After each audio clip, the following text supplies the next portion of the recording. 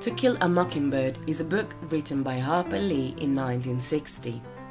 The movie, instead, was directed by Robert Mulligan in 1962, and the main character is portrayed by Gregory Peck.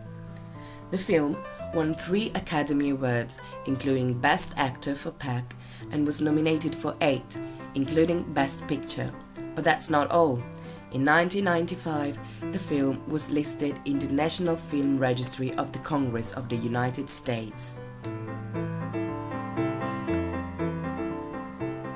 The book is set in an imaginary small town of Alabama during the 30s, and the author gets the inspiration from her childhood, her neighbors, her family, and also from the events that took place in a nearby town from where she was only 10. Lee always said that this is not an autobiographical book. Instead, its aim is to show that an author has to write about what they know best in order to write a good book. The story takes place during the Great Depression, and the main characters are Jem and Scout Finch, brother and sister, and their father Atticus. He is a lawyer and a rightful man. Their mother is dead, and Calpurnia, a black maid, looks after the children. The 2 kids live happily, and they spend most of their time with their friend Dill, who was inspired by Lee's childhood friend Truman Capote. They always seek adventure, and they bet on who will be the first to see Boo Radley, a mysterious neighbor who lives locked in his parents' house and on whom there are a lot of weird rumors. The main event of the book, though, doesn't involve the 2 little children, but their father Atticus, who has the job to defend in court a black man, Tom Robinson, who was accused of raping a white girl in a really racist southern small town. Tom will obviously be convicted, even though the evidence showed that it was the girl's father, Bob Ewell, who beat her. Eventually, Tom will be killed when he tries to escape from prison, and Bob Ewell will seek revenge, trying to kill Jem and Scout Finch.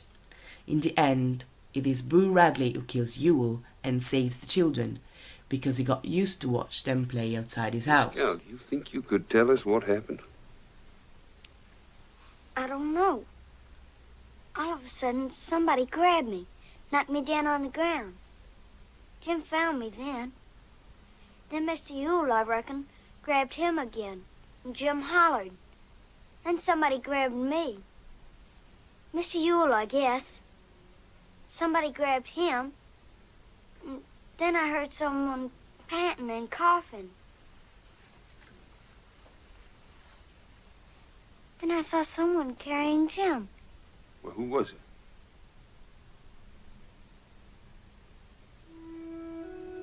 Oh, there he is, Mr. Tate. He can tell you his name.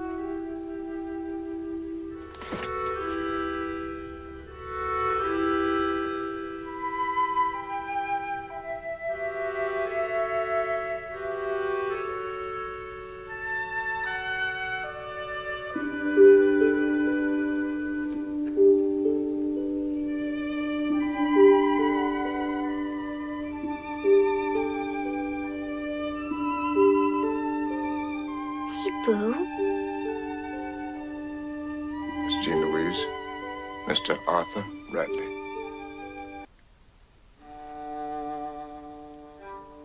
This is one of the most read and studied books in the schools all over the world. In 2007, Lee was awarded the Presidential Medal of Freedom because she's made an especially meritorious contribution to the interests of the USA. It condemns every kind of prejudice and racism, and it does so in a simple way to make people understand how these behaviors stem from ignorance. The first example is Tom Robinson's. He is accused of rape only because he's black. The story is told by Scout Finch, and when the book begins, she's just a little girl, so racism seems even more absurd because it is explained through the eyes of an innocent person that has no prejudice at all. But this discrimination is not only towards us black, because also Boo Radley gets discriminated and even considered to be dangerous for society only because he's introverted. But this isn't just a black or white book, it also has a lot of nuances. In the 30s in the US there was still racial segregation, while in Europe Hitler was ruling in Germany with his idea of the Aryan race. In a passage of the book, Scout's teacher, Mrs. Gates, condemns the Nazis, but she doesn't realize that what is happening in her town, in her own country, isn't far from that. These are still the years in which a black man or a black woman cannot go to school. With this example, Lee is trying to explain that many people at that time were hypocrite, but they did not know it. Because they could see that what was going on in Europe was wrong, but they couldn't realize that they were doing almost the same. But this was society's fault, because society taught them that being colored, no matter how honest you were, was always morally wrong.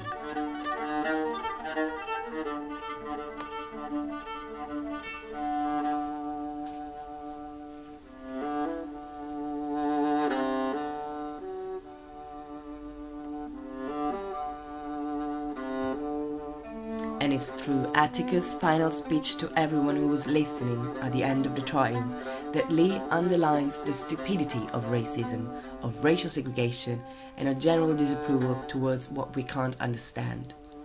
Some Negroes lie, some Negroes are immoral, some Negro men are not to be trusted around women, black or white. But this is a truth that applies to the human race and to no particular race of man.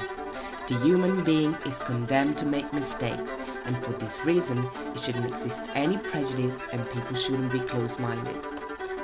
Thanks to the wonderful acting skills of Gregory Peck, Atticus' character is still today considered one of the biggest movie heroes of all times. He is able to be a loving father, as well as doing his job and teaching his children valuable lessons. We can say that the film doesn't teach as many lessons as the book does, but it still has every passage that makes it the masterpiece that it is.